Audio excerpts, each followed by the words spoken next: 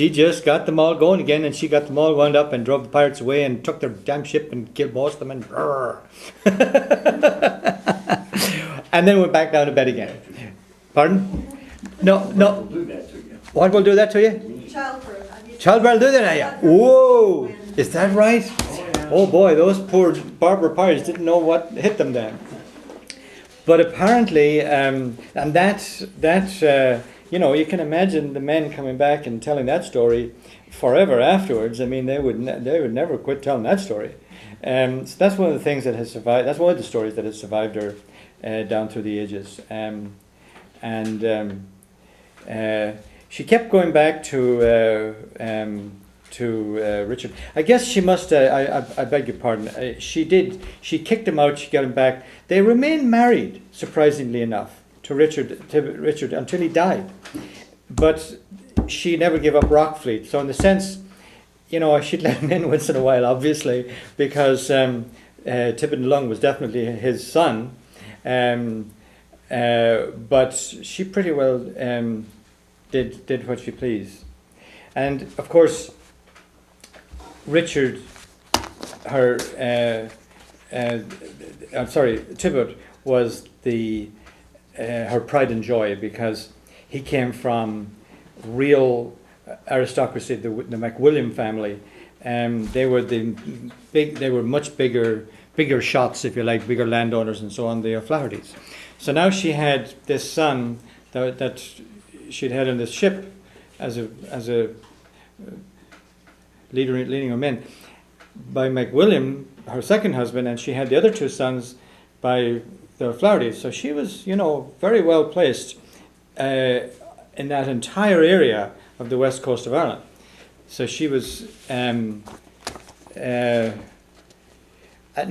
father had never achieved anything like that.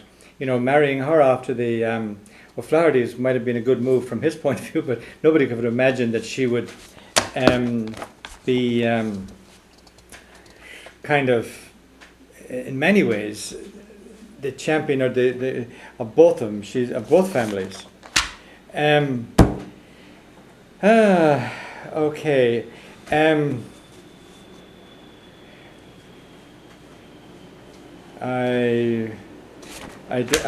trying to think now what would be the I'm getting the timeout signal here, so let me just recap for a moment and see what I've told you about her so far.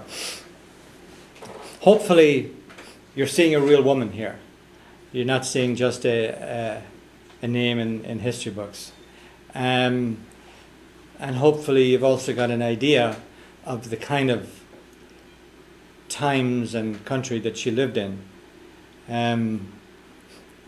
at a time when Ireland was kind of in the same situation as the American Indians were when the covered wagons started coming across. It was only a matter of time. They were not going to be able to fight this onslaught from the English, and the English were determined to take it because it had huge resources at that time. They took most of them very quickly. One of the things was oak trees. It had fabulous wealth in oak trees, so it was a bit like the Northwest here. So they were able to come and cut down the great big redwood trees, and fish and fishing and trading and so on. So it was a very wealthy country that had been relatively undisturbed for thousands of years. And it really was England's first major conquest. So she was right in the thick of that throughout her entire life and survived it. I think maybe when we come back we'll talk briefly about the mythology that grew up around her. I think that might be enough of the practical side of it. Then she became, after she died, her legacy, while she was alive, as most people, she was feared, respected, of course, enormously. But the mythology didn't kind of get going until after she died, because now they realized what an incredible person she was. And for quite a while afterwards, throughout the 1600s, as the Irish fortunes were declining, there was an enormous longing and nostalgia for her, And for, I don't know, 100, maybe 200 years, in many ways, she represented, people actually saw Ireland as Gráinne Mhaol, and a lot of the poetry and stories, they literally mythologized Ireland itself as a woman and as Gráinne Mhaol. We'll talk about that a little after when we come back. All right.